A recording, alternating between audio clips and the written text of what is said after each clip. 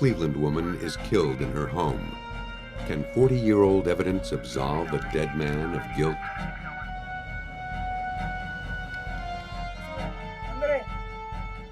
A stormy argument ends with a gunshot.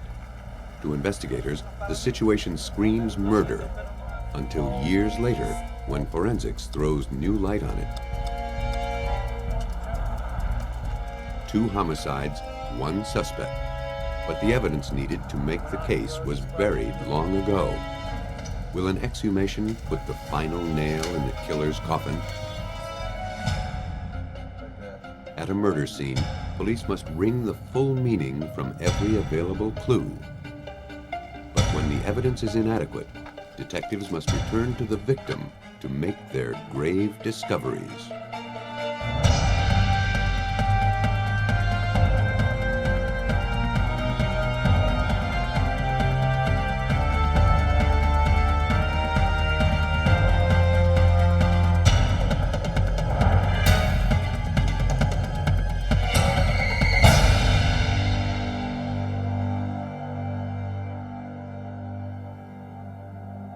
In 1998, a breakthrough in DNA analysis helped solve a 40-year-old murder case.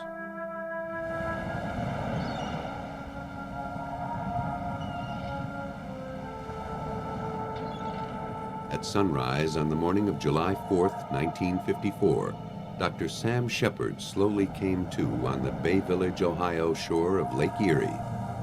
The events of the pre-dawn hours flooded back to him like a nightmare.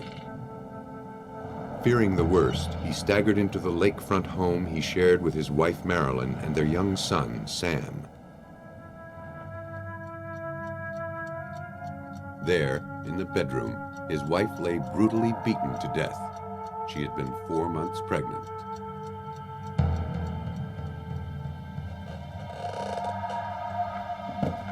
Dr. Sheppard told police he was awakened on the downstairs couch by his wife's panicked cries. When Sheppard rushed to help her, he was attacked by a tall intruder. The resulting fistfight ranged from room to room and ultimately spilled onto the beach. There, the doctor was dealt a knockout blow to the neck. A bag of the Sheppard's jewelry was found near the house, suggesting that the couple had interrupted a burglary. But the police work was soon overshadowed by rampant speculation. In the rush to justice, the shadowy intruder was forgotten. Sam Sheppard became the only suspect. But a few people refused to believe Sheppard was guilty and were determined to prove his innocence decades later. In the early 1990s, Cleveland attorney Terry Gilbert began studying the case and felt that Sheppard was railroaded by a cursory look at the evidence. Dr. Sam Gerber, the coroner, had concluded within an hour or two after being at the crime scene that they had their man and it was Dr. Sheppard. It was a death by domestic homicide.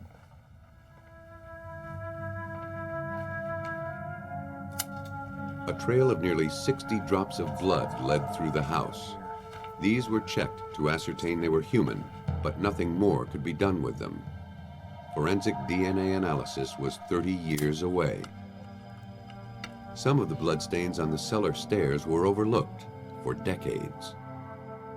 Since Dr. Sheppard had no open wounds, police assumed this blood trail fell from the murder weapon clutched in his hand. Forced entry marks on the door to the basement were never entered as evidence. Despite obvious signs an intruder had penetrated the house, Dr. Sheppard was arrested for killing his wife. The coroner staged a public inquest. Dr. Sheppard was grilled on live television for 5 hours without his attorney. The media grabbed hold of it and sensationalized this murder. The Cleveland Press, through editor Louis Seltzer, every day ran articles about solving the Sheppard case. Why is Dr. Sheppard not indicted? Why is he not in jail? Cartoons showing him running through the house with some kind of a murder weapon dripping blood. Local officials hurried to close the high-profile case. The trial began just 2 months after Sheppard's arrest. The coroner testified that the blood found throughout the house was human. It was assumed that it came from the victim. The prosecution argued that the doctor had faked his own neck injury. The jewelry bag was also presented as phony evidence of burglary. It was just a complete travesty of justice in terms of how that trial emerged during that time. And he was convicted. It was a foregone conclusion. He did not have a chance. We, the jury in this case, being duly impaneled and sworn, do find the defendant, Sam H. Sheppard, not guilty of murder in the first degree, but guilty of murder in the second degree. Dr. Sheppard was sentenced to 35 years in prison. But his family challenged the verdict, refusing to give up.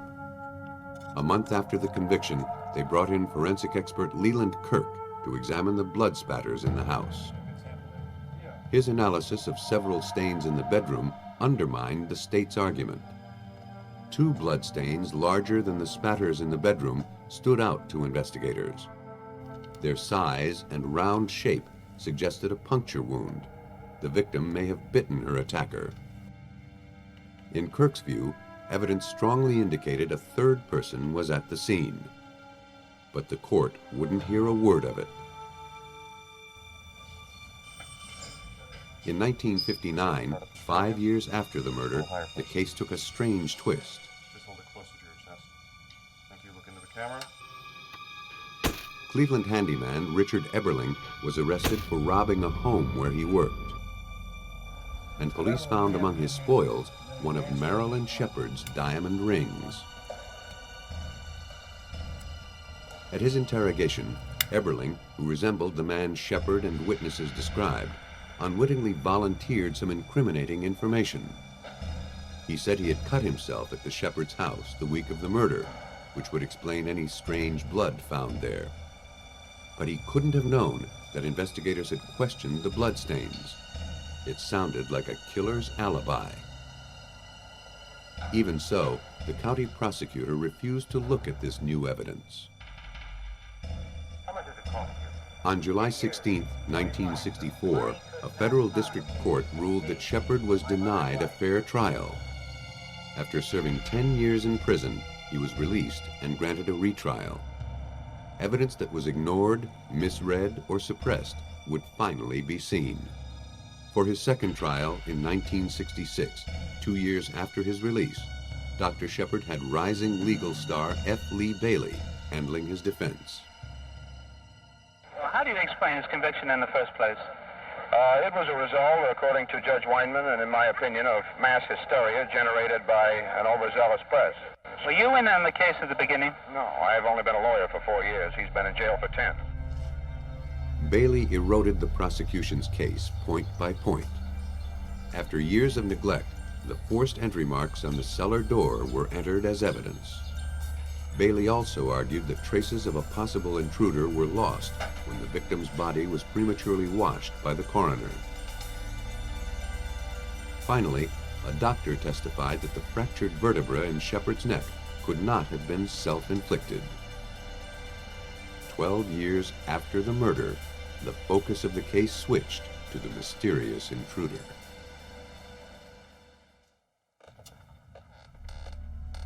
In the retrial of convicted killer Sam Sheppard, the discoveries of forensic expert Leland Kirk were finally going to be heard. Kirk testified that one blood drop on the closet door came from a puncture wound. The victim had died of blunt trauma, ruling her out as the source of the stain. But a re-examination of the autopsy record showed that her teeth had all the signs of inflicting a single powerful bite just before she died. Dr. Sheppard showed no such wound. After a dozen years, the phantom attacker was taking on human form. Kirk's road to the truth was a trail of blood. Any forensic scientist, even then, would have told you that blood, as soon as it hits the air, dries and coagulates. The blood could not have dripped from a weapon long enough to have made the trail.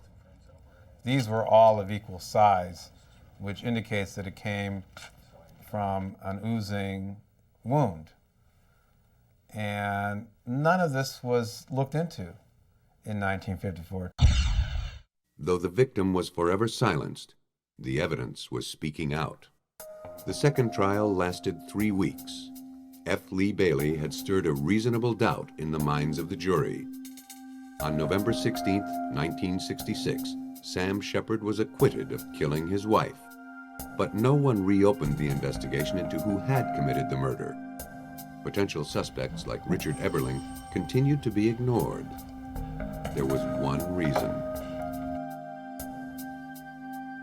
Many still felt Sheppard was the killer, but that he'd been released on technicalities.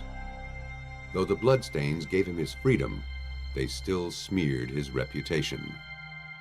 He couldn't revive his medical practice. Just 6 years after his release, and after a failed second marriage, Dr. Sheppard died of the effects of alcoholism. Through all the turmoil, Dr. Sheppard's surviving son, Sam, lived quietly out of the spotlight. But in 1989, Richard Eberling, the Cleveland handyman and burglar, wrote to him from prison. Eberling was jailed for forging a woman's will and then beating her to death for the $1 million inheritance. Sam met with Eberling. The convict shared little-known facts about the Sheppard case. Sam wanted another trial to prove that Eberling was Marilyn Sheppard's killer. At this point, Terry Gilbert sued the state of Ohio for Dr. Sheppard's wrongful imprisonment. After his release, Sheppard had sought no damages for the loss of his freedom. 40 years after the crime, his family hoped to prove the doctor's innocence by unlocking the secrets hidden in a drop of blood. The bloodstain evidence was passed to Dr. Mohammed Tahir, DNA analyst at the Indianapolis-Marion County Forensic Services Agency. And the actual challenge was not the DNA analysis, because this work we do every day. And the only challenge in this case was because the evidence was very minimum, very old. For comparison, Dr. Tahir needed a standard DNA profile from both the victim and Dr. Sheppard. This way, if he found a third genetic profile in the decades-old bloodstains, he would know it belonged to the intruder.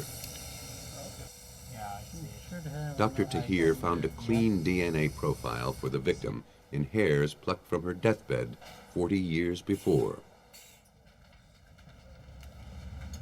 Though Sheppard had died 18 years after his wife, a sample of his DNA seemed as elusive as the killer. Without this forensic key, the case to clear Dr. Sheppard's name was stalled.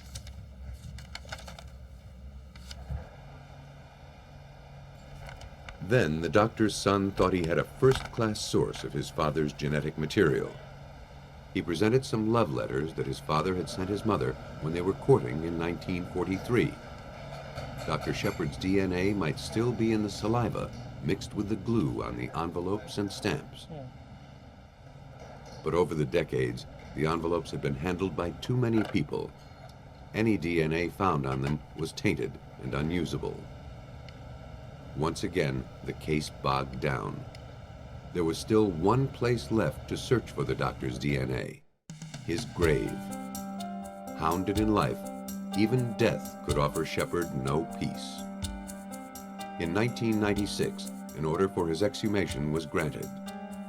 On the headstone were the letters VQP, standing for the Latin meaning, "He who endures, conquers." Perhaps after nearly half a century, Dr. Sheppard would finally be vindicated. Dr. Tahir was able to extract a completely clean DNA profile from one of Sheppard's teeth after 24 years in the grave. But for comparison, he needed evidence taken from the crime scene. Dr. Tahir performed DNA tests on the bloody pants Sheppard had worn the night of the murder. While he waited for those results, he processed two other vital clues.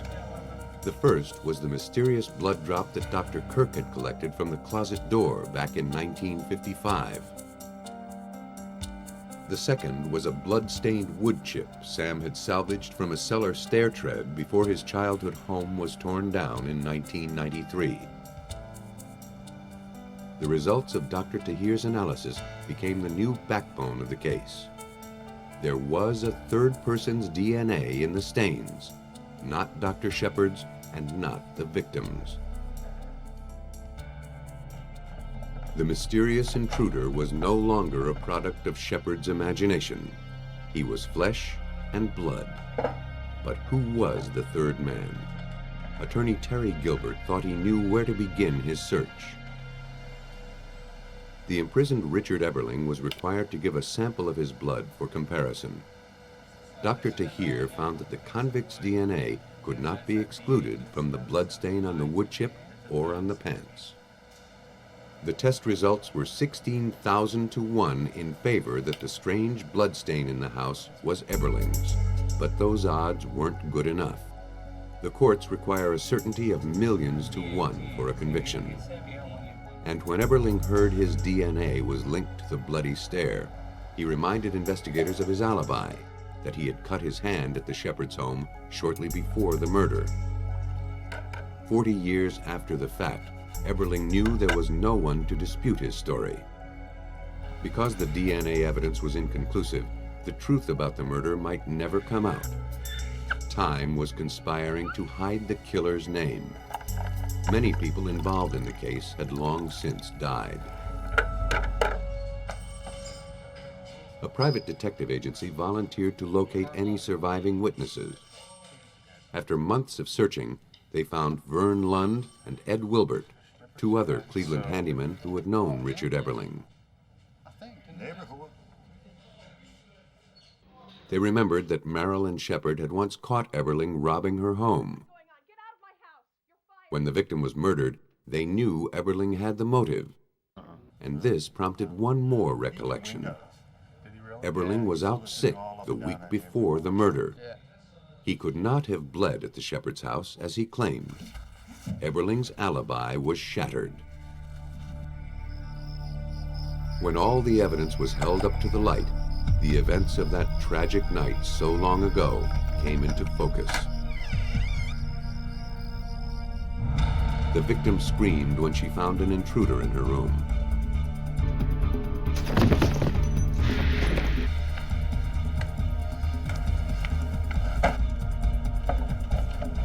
Dr. Sheppard rushed to her aid, but was knocked unconscious.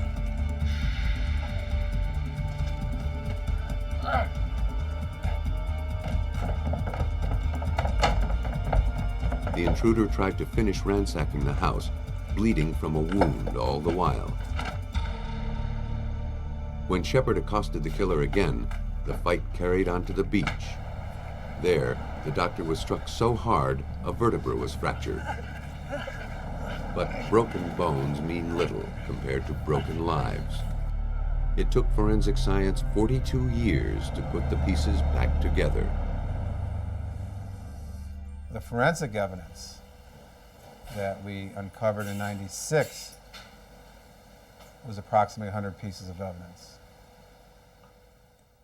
It excludes Dr. Sheppard as the attacker and points to a very likely suspect named Richard Eberling. Eberling has denied that he's the killer, but in interviews over and over again, he has said things about the case that only the murderer would say. And this is an open case. It's still unsolved, technically.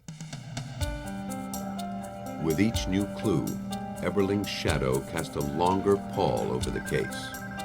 But he died in July 1998, keeping his secrets forever. Forensic evidence is only as revealing as the experts who study it. The positive identity of Marilyn Sheppard's killer remains a mystery. But thanks to a clear-eyed look at the clues, at least Dr. Sheppard was able to convince his son of his innocence from beyond the grave.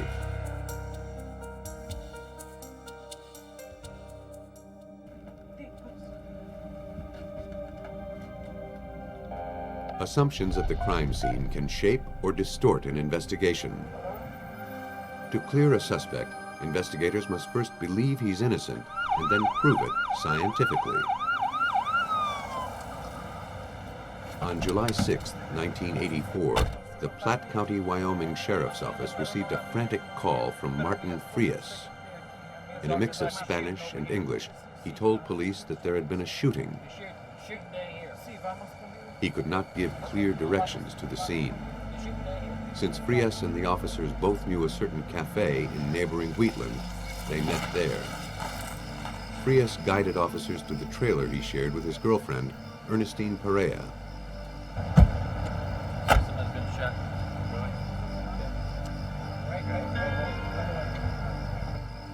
A grim scene awaited them inside. Perea's body lay face up on the floor. She had a wound in her abdomen. Frias's .300 Magnum rifle lay close beside her. Police found 2 bullet fragments lodged in the blood-spattered wall behind the body. Frias said he'd heard a muffled thump before he went to bed. Thinking it was merely Perea hurling shoes in one of her temper tantrums, he went to sleep. Hours later, when Frias awoke, he discovered the truth. His stormy relationship was over. Suicide was the initial ruling. After detectives interviewed Frias, he was released.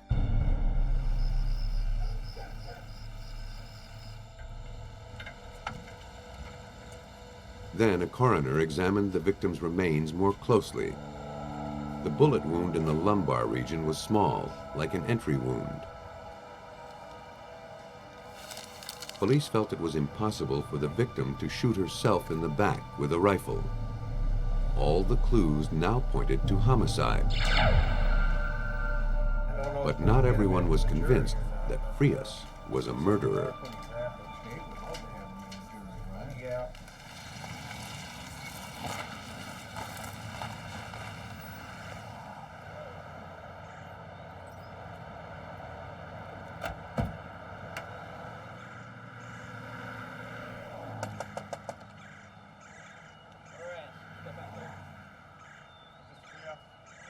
Four days after the death of Ernestine Perea, Martin Frias was arrested and charged with his girlfriend's murder. Frias's attorney, Robert Moxley, believed in his client's innocence from the beginning. When she was killed and they didn't have the scenario of her being shot in the back pat in their minds yet, they turned him loose. He had no real ties to the community. He'd been there a long time, but he was an illegal alien from Mexico. He didn't leave. He could have just disappeared and never been seen again. But at trial, the state's forensic evidence was more compelling than Frias's cooperation with police. It even outweighed the fact that though Frias had a severely injured arm, he had somehow managed to load, cock, and fire an unwieldy weapon that required 2 good hands. And given Frias's injury, the victim could have defended herself. But none of this mattered at the trial. According to the state's forensic tests, the victim's blouse showed no gunshot residue. Clearly, she had been shot from a distance. A medical examiner confirmed that the clean-edged wound in the victim's back marked where the fatal bullet had struck her. According to the medical examiner, the bullet had then passed through her body, fragmented, and exited her abdomen, leaving a much larger wound with uneven edges. To police, the conclusion was obvious. And so it was a circumstantial evidence case. If she was shot in the back, and if he was there, if his fingerprints were on the gun, well, then they could make a case that he had done it. The jury agreed. Martin Frias was convicted of the second-degree murder of Ernestine Perea. He was sentenced to 25 to 35 years in prison. Moxley appealed the verdict. He believed the forensic evidence had not been fairly explored. Wyoming law had not allowed him to call his own experts in the case. He'd had to use the same experts as the prosecution. at the time, the public defenders were required to rely on the state crime lab to be their neutral expert, while they were still the neutral expert, quote unquote, that was making the prosecution case for the prosecution. Moxley felt this biased the analysis of the evidence against the defendant. Over the next year and a half, he and his assistant, Walter Carroll, fought their way through the courts to have Martin Frias retried. In order to make the case for retrial, Moxley brought on the best experts in the business. He had the victim's wound evidence re-examined by Dr. Vincent DeMaio, the chief medical examiner of Bexar County, Texas. Dr. DeMaio was the foremost expert on high-velocity rifle gunshot wounds. And I found out that he was going to be lecturing in Cheyenne. So I jumped in my car and went to his hotel in Cheyenne and cornered him with these autopsy photos. He took really one look at those autopsy photos. He held them out like this, and he held them up to his nose, and he says, "That's a contact wound." And that's about how long it took him to know that that's what we had. A contact wound results when a gun is fired with the muzzle pressed against the target. Dr. DeMaio's impromptu analysis of the photo bucked the state's evidence in the first trial. But to an expert, the explanation was simple. When the hot gases are propelling a bullet down the barrel of a gun, it is compressing the air in front of it. The last few inches of the bullet's travel outside the barrel is preceded by this air, which is compressed so hard that it's like a knife, and it goes in first, then the bullet goes in, then liters and liters and liters and liters of hot gas follow the bullet. This hot gas had violently expanded the victim's abdominal cavity to the point of tearing her jeans and snapping off the top pants button. The state's original view of the evidence was backwards. The bullet first struck the abdomen, not the back. Though it was still possible the victim had been murdered, a contact wound in her front recalled the original scenario. Ernestine Perea could have taken her own life. But only new tests would confirm this radical take on old evidence. The victim's remains had long since been buried, but police still had her autopsy x-rays and the blouse she'd worn when she died. When DeMaio's findings were presented to the Wyoming Supreme Court, the case was reopened. Martin Frias was granted a retrial. In preparation for the new trial, along with DeMaio, Moxley brought in Robert Lance, director of the Rocky Mountain Instrumental Laboratories in Fort Collins, Colorado, to examine the case. Mr. Moxley had asked me for my opinion, too, as far as whether or not it was at all likely that the bullet had come into her backbone from the front or from the back. After all, it's impossible to shoot yourself in the back, or at least very difficult. And so he first asked me that. I looked at the x-rays and said, this simply doesn't seem right. But no side view x-rays of the victim's torso had been taken in the original autopsy, and Lance couldn't conclusively tell from frontal x-rays which direction the bullet had traveled.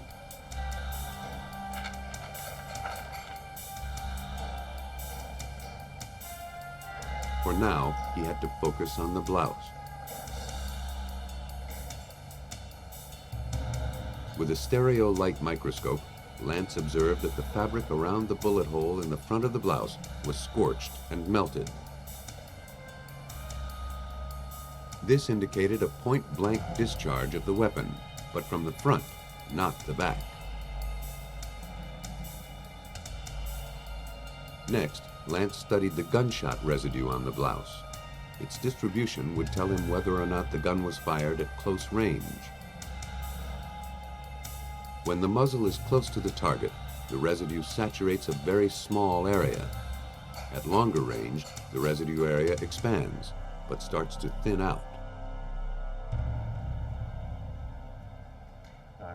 I tested the overall cloth using what's called rhodazonic acid. The rhodazonic acid is very useful to give me a pattern of the gunshot residue so that I can make an estimate of what the firing distance was and to see whether or not there is more gunshot residue on the front of the shirt or on the back of the shirt.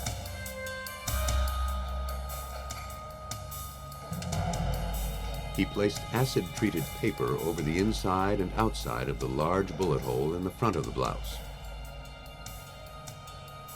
The hot iron made the acid turn any gunshot residue on the paper bright purple. The prosecution in the first trial had claimed the victim was shot at a distance. To Dr. Lance, the evidence told a different story. And this shows us very easily the pattern, so that we could see that there was a great deal of gunshot residue in a very tight mark around the hole, and relatively little even a short distance away. Once again, the forensic evidence pointed to a very close range shooting. If the victim had been shot from the front, she had seen death's approach. The question remained whether she'd welcomed it. In the retrial of Martin Frias, forensic gunshot analyst Robert Lance was wiping the defendant's slate clean with the victim's own blouse. But more rigorous tests were still needed to confirm that the victim was shot from the front. No ordinary microscope would be up to the task. To find the truth, Lance placed samples of the blouse in a scanning electron microscope to analyze the gunshot residue more closely. He discovered that the concentration of the residue decreased as the microscope panned from the front of the blouse to the back. That suggested a frontal entrance wound. The new defense was almost ready. But Moxley wanted to build the strongest case possible for his client's second trial.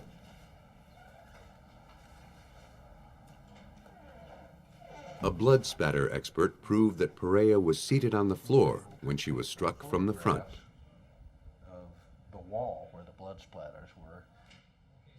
A ballistics test proved that the slug had expended its energy before striking the spine, breaking up, and exiting the body, again suggesting front entry. Medical records showed that the victim had been hospitalized for attempted suicide several times in the past.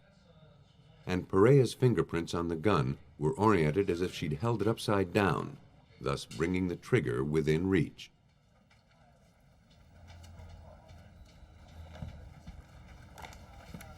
The new evidence was strong, but Moxley was determined to add the victim's own testimony to the new trial.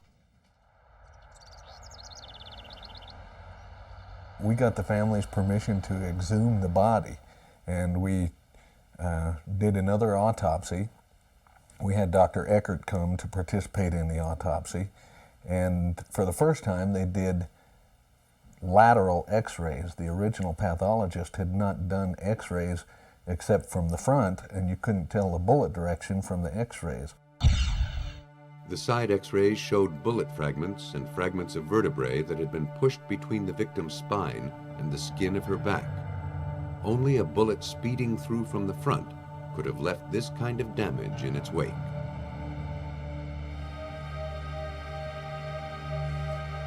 When all the parts of the puzzle were fitted together, a picture of the victim's last night became clear.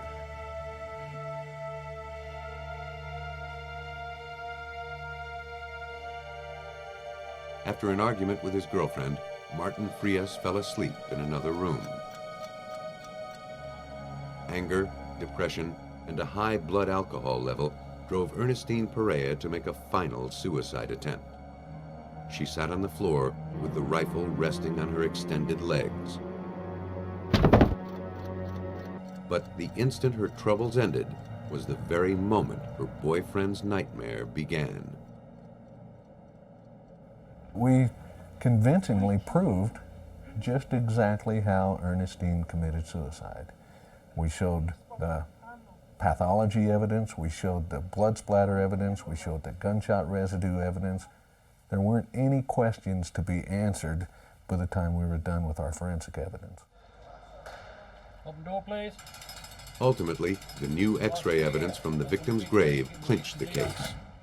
In Martin Frias' second trial, the jury needed only an hour and 45 minutes to find him not guilty. After serving 2 years and 10 days in prison for a crime he didn't commit, he was finally set free.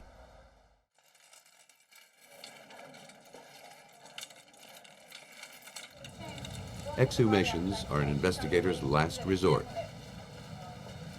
The forensic evidence taken from the grave can either acquit or convict.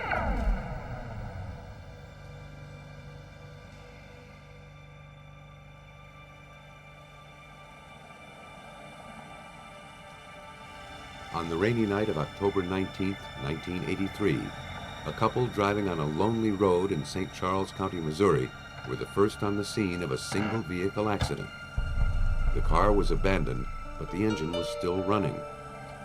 When the Good Samaritan tried to turn the car off, he found blood smears on the seat. Then he saw a woman lying in the shadows beneath the dashboard. She was barely breathing. Police from the St. Charles County Sheriff's Department noted the heavy odor of gasoline throughout the car. The threat of fire made them hurry to pull the victim to safety. When the woman's blonde wig slipped to one side, rescuers saw just how badly she was hurt. Detective Ed Copeland feared for her life. At that point, while I was down in the car, I could feel that the back of her head had trauma to it, or it just didn't feel right, like a skull should feel.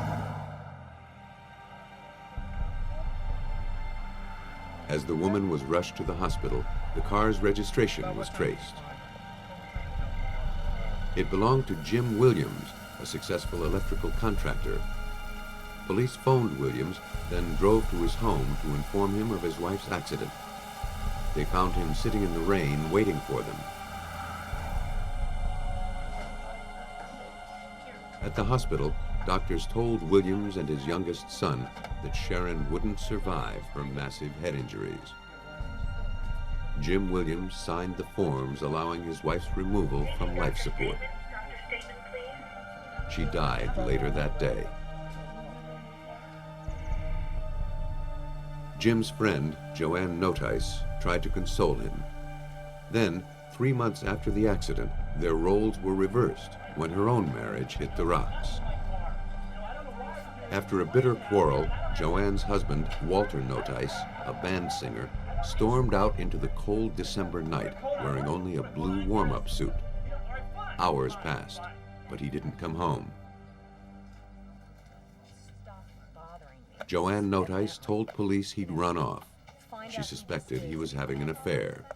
But Captain Wes Simcox of the St. Charles County Sheriff's Department said Walter Notice's absence didn't seem planned. It was extremely bad weather. It was very cold. There was snow on the ground. Walter was not dressed for that type of weather, and she was concerned about his well-being. Walter Notice didn't return that night.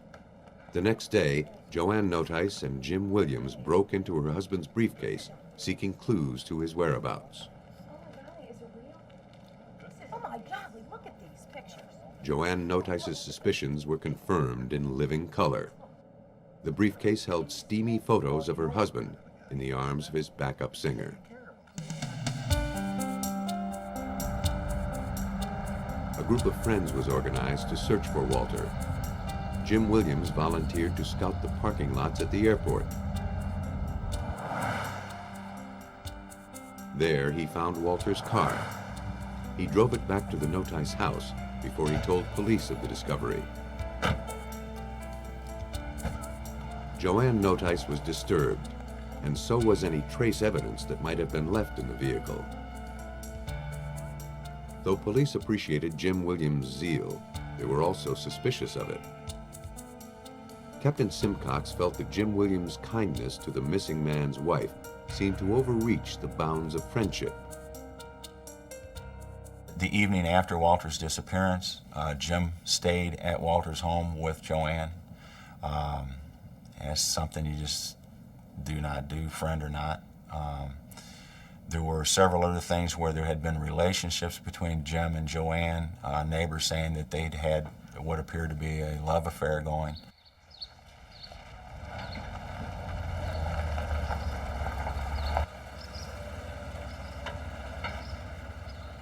Defying the ugly rumors, Williams continued to aid his friend in her time of trouble. He helped her search the truck the band toured in.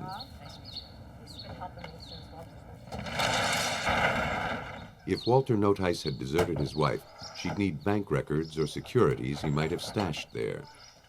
But in the search for money, Joanne came up empty-handed. In the search for Walter, the police had no better luck. New Year's Eve came and went, with Walter Notice missing his band's best playing gig of the year. He needed the money. Police thought he would have shown up, if he were able. None of Walter's friends or band members or family members could verify that in fact, he had left the country or the state or had gone somewhere. So it was our opinion that, that foul play was involved, but here again, we couldn't find anybody. Police stepped up the investigation of Jim Williams. They learned that just 2 weeks after Walter's disappearance, he was making plans to sell his house and move in with Joanne Notice. Detectives questioned Jim Williams' children. His youngest son, Brett, still lived nearby. He told police he thought it odd when his father ordered a flower box built in the dead of winter at the house he was trying to sell. But the young man told police he had gotten an even more disturbing surprise.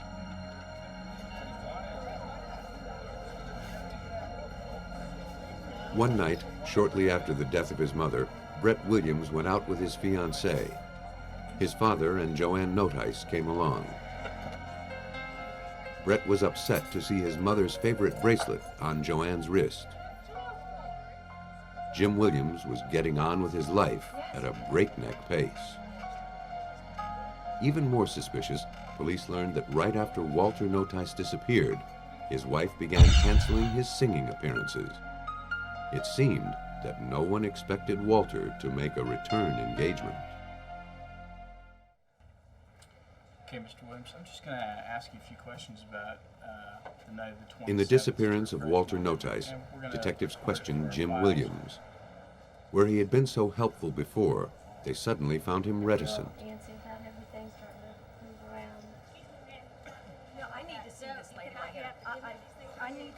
When Joanne's turn came, she was still angry over her husband's desertion. Joanne, during the interview, had made some comments about her and Walter's relationship, that it was not good anymore, that she in fact wanted a divorce. She made the comment that if in fact Walter was gone or dead, that good riddance. So she was not happy with Walter at all. Their relationship was very weak. She wanted out of the marriage, but here again, she did not indicate that she was involved in any way with Walter's disappearance. Detectives refused to give up the search. They combed Williams' job sites and his property, looking for clues. But Walter Notice was nowhere to be found. It was as if the earth had swallowed him up. In April of 1986, 6 months after Joanne Notice had divorced her husband, she and Jim Williams tied the knot. Neither suspected it would soon become a noose.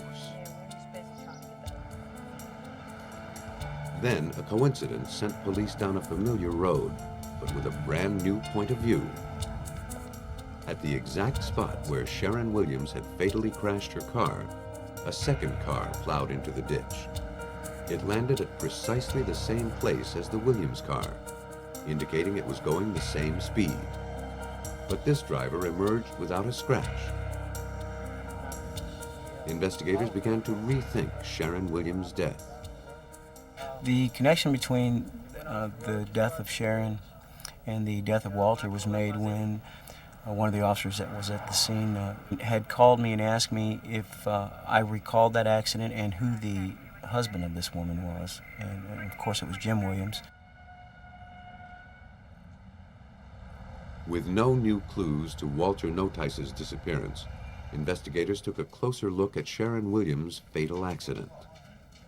In October of 1986, when Chief Medical Examiner Mary Case studied the accident report, she finally saw what others had missed.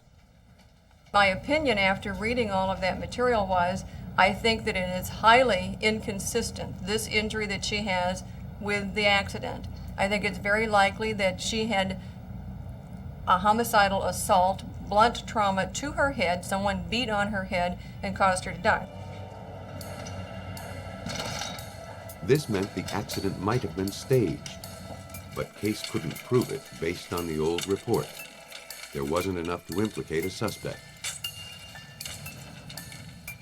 By this time, the only concrete evidence lay at the bottom of Sharon Williams' grave.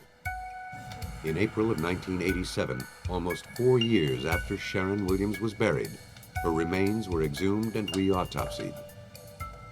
The body was very well preserved, and after the autopsy, I made the diagnosis that her cause of death was the head injury, a massive craniocerebral trauma, and that the manner of death was a homicide.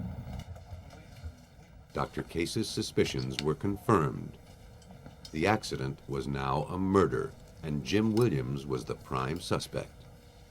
His rush into Joanne Notice's arms further implicated him in Walter Notice's disappearance. But police still needed a body to prove it.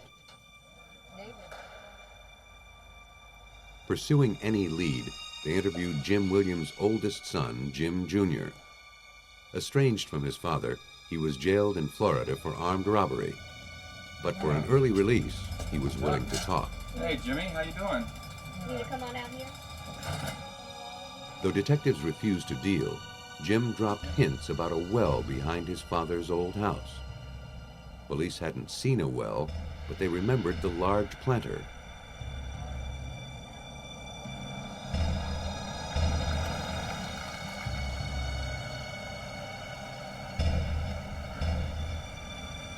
Detectives returned to the suspect's former home.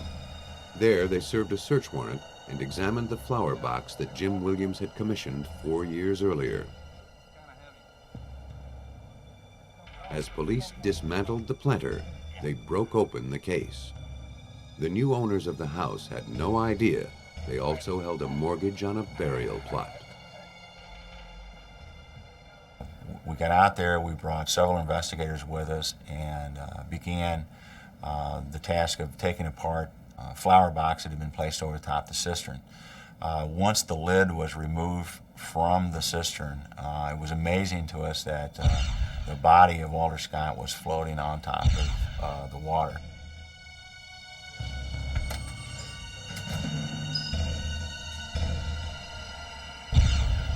The body was still clothed in a blue jogging suit. Only now it wore rope restraints and a bullet hole. Dr. Case made a positive identification. The murdered singer had been found. The x-rays revealed the betrayal. Without even doing an autopsy, you know this is a homicidal death. He didn't bind himself up and get in there and die either from natural, accidental, or suicidal causes. Somebody did this to him. An autopsy confirmed that the victim had been shot once in the back. Though police had suspected foul play almost from the beginning, forensic science uncovered the entire murderous scheme. Investigators believe that in October of 1983, Jim Williams bludgeoned his wife with a pipe or a crowbar. He then drove her to the country road where he staged the wreck. After he doused the car with gasoline, he started a small fire, hoping to incinerate the evidence.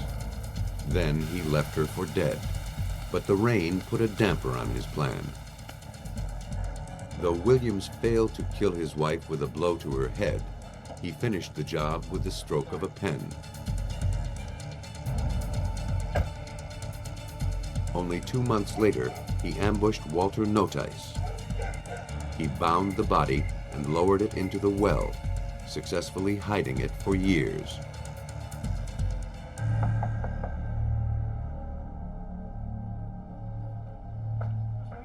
On April 10, 1987, Jim Williams was arrested for murdering both his former wife and Joanne Notice's former husband, Walter Notice.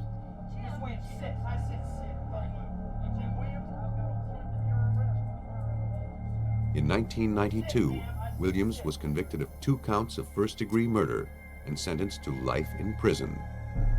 Joanne Notice got 5 years for hindering the prosecution.